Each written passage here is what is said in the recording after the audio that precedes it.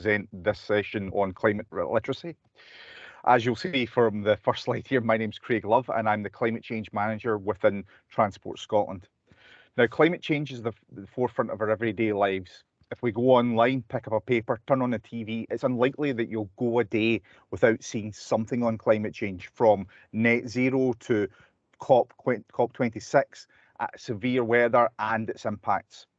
Across the world, the declaration of a climate emergency and the multitude of net zero targets emphasise the need for all of us to take action in both our day-to-day lives and our working lives. However, how can we make robust and informed decisions around climate change if we don't have an understanding of the issue? Especially as the topic of climate change will likely to continue to dominate policy and media going forward. However, there can be a lot of confusion around the subject, hence this presentation on climate literacy. So, there we go. So, what is climate literacy? Well, fundamentally, it's a concept that means that you understand the essential principles of the Earth's climate system, know how to assess scientifically credible information about climate, are able to communicate about climate and climate change in a meaningful way, and are able to make informed and responsible decisions with regards to actions that may affect the climate. This doesn't mean that you need to be an expert. However, having an understanding of your influence on the climate and the climate's influence on you and society will help you in identifying the best course of action. So where to start? Well, let's take a moment to think about the weather today, where you are. Is it a normal or typical day? Is it what you'd expect? If it's been cool over the past few days, but the temperature is climbing today, is that weather or climate? Are weather and climate the same thing? Well, they are closely related, but weather and climate aren't the same thing. Weather is what it looks like outside today, tomorrow, next week, even next month. Look outside out your window and you'll see the weather. And in Scotland, this is most likely rain. Weather is different to climate in that it describes the short-term state of precipitation, temperature, wind and sunshine, whereas climate is the long-term average. Climate is usually measured over a 30-year period. A region which on average has low rainfall and high temperature would be described as having a warm, dry climate. But this region could still have rainy or cold or even snowy days. It's the long-term average that counts in describing the climate. Now, climate change is the significant shift in this long-term average. If there is a change in temperature or precipitation between one 30-year period and the next, this constitutes climate change. For example, the average rainfall in the west of Scotland has increased between 1980 and 2010 compared to the 1950s to 1980. So the local weather has become wetter. Now, global climate change is a significant shift in the worldwide average and describes the change in the 30-year average of weather patterns for the whole planet rather than a region or country. For example, the global average surface temperature between 1980 and 2010 was considerably higher than the average between 1950 and 1980. This means that globally, the climate has become warmer. This trend is usually captured under the heading global warming, and it is the long-term heating of the Earth's climate. And as you can see from on screen, that's the observed change since the pre-industrial period right up until the current day. So in short, weather is what actually happens. Climate is what you'd expect. Global warming is the term of the trend of rising global temperatures, and climate change is a significant shift in the long-term average. So what causes climate change? We've discussed, I'll take my glasses off because they're steaming up here, sorry. So we've discussed how the global climate has changed, having rapidly warmed over the last 40 years. However, it's important to specify that climate change is not new and that it's happened out in the past without any large-scale human activity to drive it. So to assess what's the cause of recent climate, we need to examine the ways in which the climate can be changed and how these can explain the climate we're seeing today. This is called attribution. So there are three key mechanisms for global climate change. The first is the input of the energy input from the sun. The sun's energy does a lot to keep our planet warm. While there have been some changes in the amount of energy that the sun radiates, the majority of this change, which impacts our cycles, our planet, is from the Milankovitch cycles. The Milankovitch theory describes the effect of changes in the Earth's movement through space and how this affects its climate. As the Earth travels around the sun, the planet varies in eccentricity, axial tilt, and precision.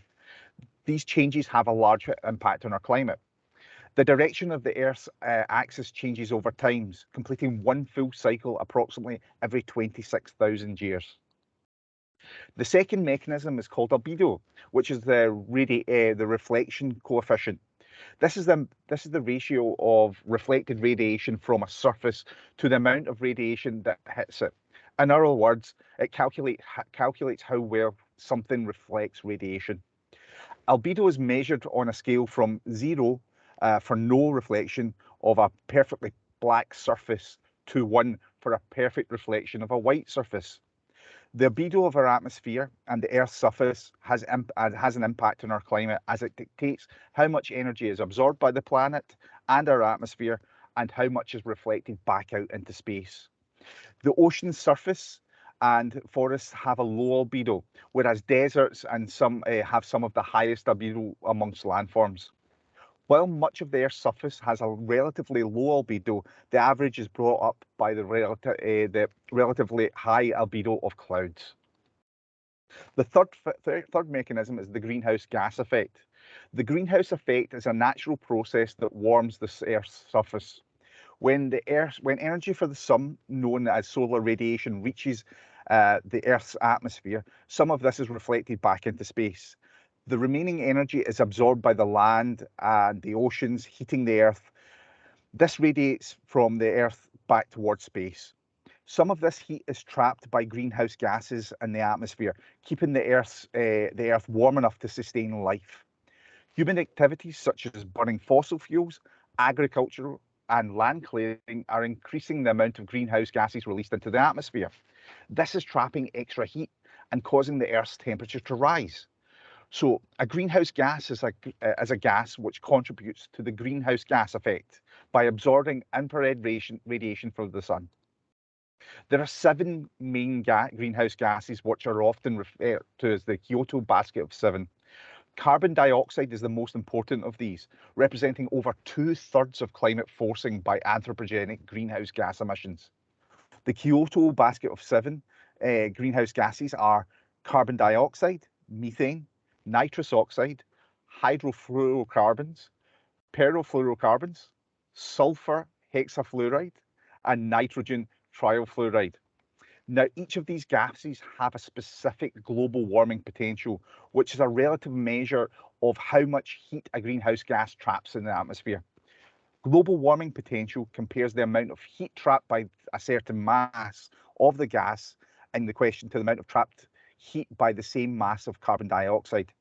Now, I won't go into the specific formulas which sit behind this, but why I wanted to highlight this to you is as the majority of worldwide targets, including those in Scotland's Climate Change Act, commit a target of net zero emissions for all greenhouse gases and not just carbon. That said, carbon is often the measurement you will see in relation to these targets, but this is as a carbon dioxide equivalent, or CO2e. This means that the metric measure used to compare the emissions from various greenhouse gases on the basis of their global warming potential by converting the amounts of the other gases to the equivalent of the amount of carbon with the same global warming potential. So now we have a very brief understanding of the mechanisms for climate change. Let's talk about the changes that we're observing. But first, let me highlight the elephant in the room and something I touched on earlier, and the key argument for a climate change skeptic, that climate change has always happened. Over the course of the Earth's 4.5 billion year history, the climate has changed on numerous occasions. However, the rapid warming we are seeing today cannot be explained by natural cycles of warming and cooling. The kind of changes that would normally happen over hundreds of thousands of years are happening in decades. This much faster warming corresponds to the levels of carbon dioxide in the atmosphere, which has been increasing since the Industrial Revolution. So when people talk about climate change today, they mean anthropogenic or man-made climate change. This is the warming of the Earth's temperature as a result of human activity, as I mentioned earlier, burning coal, oil, gas to produce energy, to fuel our homes, our transport, and cutting down trees to produce the food that we eat. So what does this mean for the world? The image you can see on screen just now is from a website called Show Your Stripes, which has been created by Professor Ed Hawkins at the University of Reading, using a range of data from across the world. Each stripe represents the temperature across the world averaged over a year, with the warming streak graphics providing a visual representation of the change in temperature across the world. You can actually use this for each individual country, and in certain areas each region as well. Now, the image that you're seeing on the screen is the visual representation of temperature change across the world from 1850 to 2020. So as you can see, it's very, very grim. So what does this mean for Scotland? Well, this warming has had profound effects on our climate and weather systems. In Scotland, our 10 warmest years of records have all been since 1997.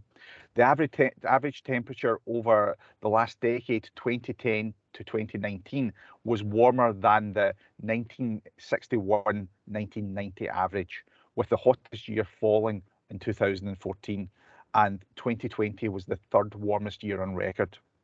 Over the past few decades, we've seen an increase in rainfall, with the average rainfall over the last decade 9% wetter than the 1961-1990 average, with the wettest year on record in 2011. Mean sea level across the UK has risen approximately 1.4 millimetres per year since the start of the 20th century. So although it's difficult to understand how changes will further impact Scotland and the rest of the world, recent scientific data predicts that the changes that we are likely to see will be far greater than what we've seen in the past. The latest climate projections, UKCP 18, produced by the Met Office, provide up-to-date information about the potential future climate in Scotland. The projections provide a range of potential climate outcomes based on a set of 4 pathways for greenhouse gas emissions: a low emission scenario, 2 medium emission scenarios, and a high emission scenario. In all of the emissions scenarios, it indicates that climate trends observed over the last century will continue and will intensify over the coming decades. We can expect future climate change to be far greater than anything we've seen in the past. So the key long-term climate change trends for Scotland are: the weather will remain variable, with, say, typical summers hotter and drier. Typical winters will be milder and wetter, with sea level rise, and although in all emission scenarios, they indicate that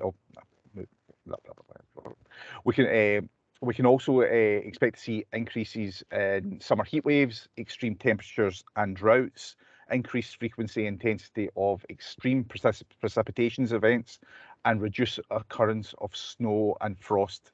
This is not to say that extreme events will not happen, they're just less likely. So how will this actually impact you? So from a UK point of view, future climate and weather conditions obviously will pose risk to our everyday lives.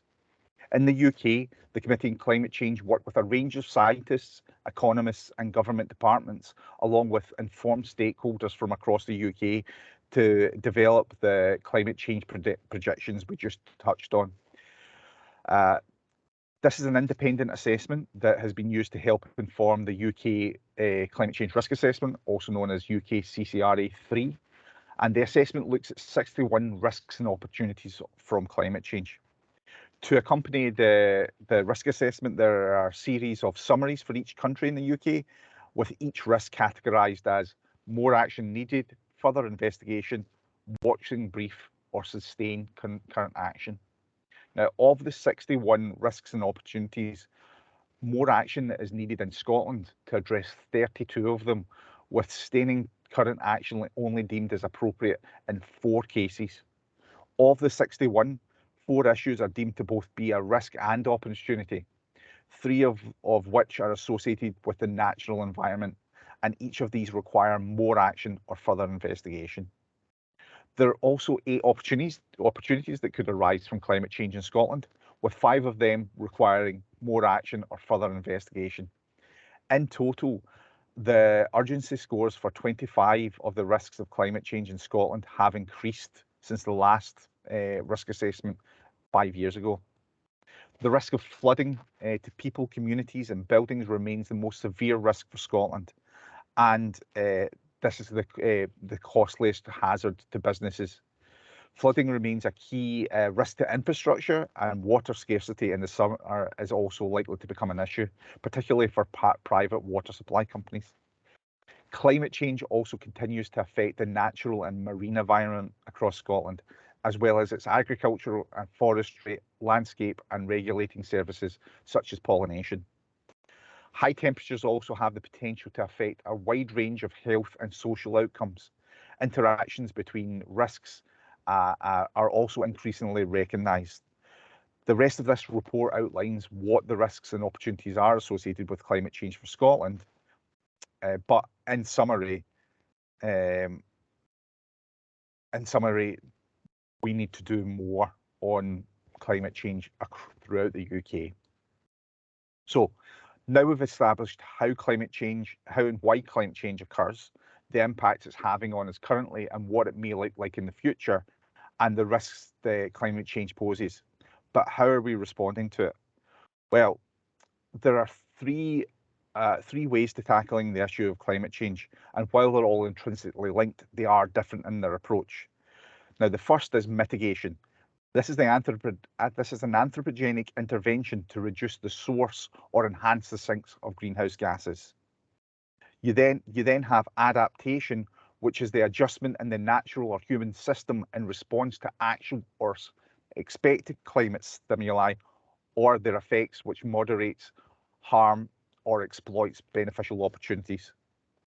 And the final is resilience, the capacity of social, economic and environmental systems to cope with a hazardous event or trend or disturbance, responding to or recognising in ways that are maintained, that is essential to their essential function, identifying structure, and while also maintaining the capacity for adaptation. In short, mitigation relates to reducing and or preventing greenhouse gas emissions. Adaptation is preparing for current and future challenges of climate change, and resilience is the ability to respond to the weather-related impacts of climate change. So to mitigate against climate change and or prevent emissions of greenhouse gases, you must understand your carbon footprint. Your carbon footprint is a measure of the total amount of greenhouse gases released into the atmosphere as a result of an individual, organisation or a nation's actions. Your footprint is usually measured in tonnes of carbon dioxide equivalent. Within Transport Scotland, we measure our own carbon footprint using a range of emissions factors developed by the Department for Business, Energy and Industrial Strategy and the definitions set out in the Greenhouse Gas Protocol. The protocol defines the 3 scopes of emissions as upstream, which applies to suppliers of the organisation, and downstream to the organisation's customers. The scopes correlate who owns those emissions and the level of control applicable to changing those emission sources at each stage. So scope 1 is direct emissions. So that's emissions directly from operations which are owned or controlled by the reporting company. Indirect emissions for scope 2, that's emissions from the generation of purchase or acquired electricity, steam, heating or cooling. And scope 3 are indirect emissions, all other indirect emissions not captured in scope 2 that occur in the value chain of the reporting company, both upstream and downstream. While reaching net zero is vitally important to limiting future climate change and global warming, it's also really important to emphasise that we will need to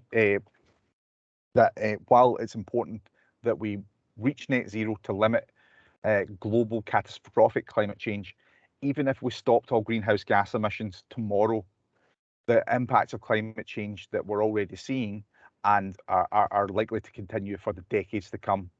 Even in the best case scenario of sustained emissions reductions, there will still be large stresses on multiple economic and natural systems.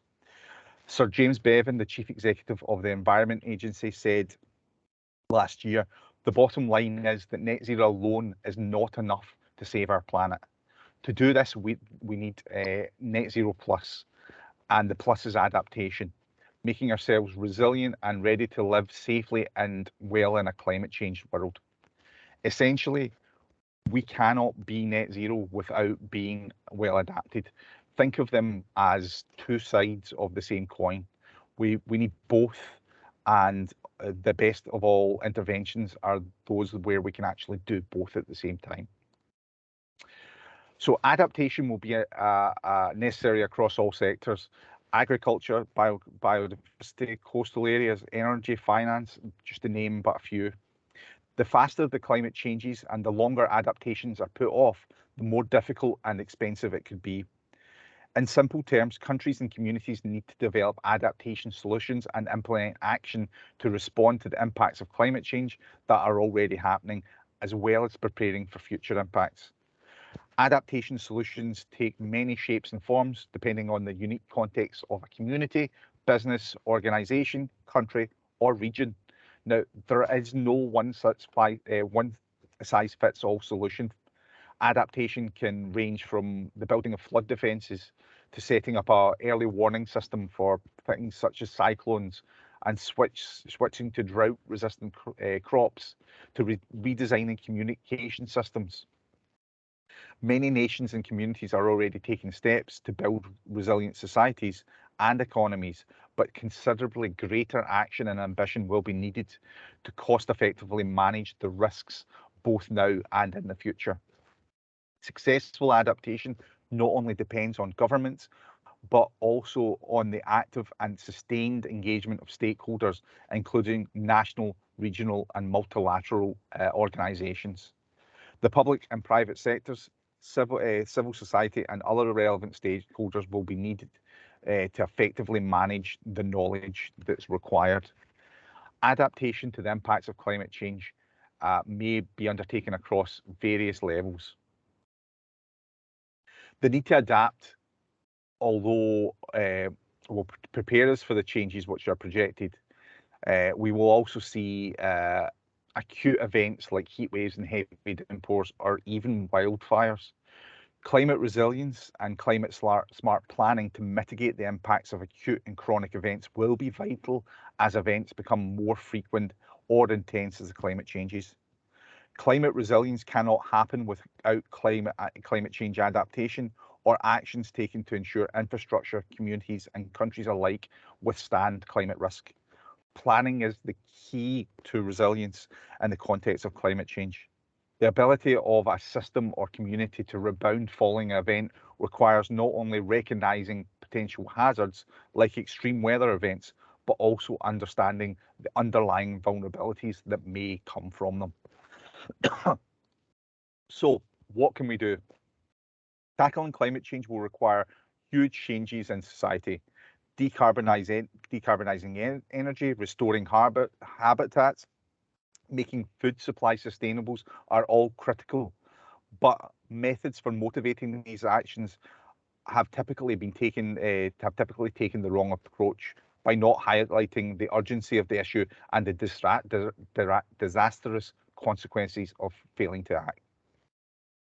Research increasingly suggests that trying to promote behavioural change through fear can be counterproductive, leading to anxiety or depression that result in an issue being avoided or denied or met with a sense of helplessness. However, in education, news, and fiction, stories with positive role models and which focus on the positive outcomes of solutions are much more likely to inspire action to solve the issue. Making sound decisions under uncertainty requires all of us to apply a non-traditional approach, one that leaves behind the idea of permanence, stability, and absolute options, and considers dynamic planning and processes. Defining and consolidating all of responses to climate change, mitigation, adaptation, and resilience can help us address today's short-term pressing needs while preparing for tomorrow's climate-related impacts. This approach will not eliminate uncertainty about climate change, its impacts, and potential solutions, but it can provide the basis for informed and consistent strategic decisions. So let's consider climate science in all of our decisions. We must follow the science. We know that net zero is important to limiting anthropogenic climate change for future generations, but equally, we know that we're still facing the impacts and risk caused by these changes. If we do not consider each element, mitigation, adaptation, or resilience together, then our decisions, policies, and plans are unlikely to succeed. We can also consider carbon at the start of everything. At concept stage for a major project, estimate the emissions associated with steel, concrete, floor area, ultimately have a bill of quantities so that the embodied carbon associated with that project is estimated from the beginning. Evidence will be in the form of a simple calculation with clear workings and assumptions that should be broadly as accurate as the associated cost estimate. We can consider this in design as well. New infrastructure must be designed to not only be carbon efficient, but be built considering our changing climate and how that would be adapted to the changes that we're projecting and resilient to future weather-related impacts. So these are just a few of the elements that we can consider as part of addressing the impacts of climate change. That's me now with my presentation. So if anybody has any questions, then feel free. Any questions, anyone?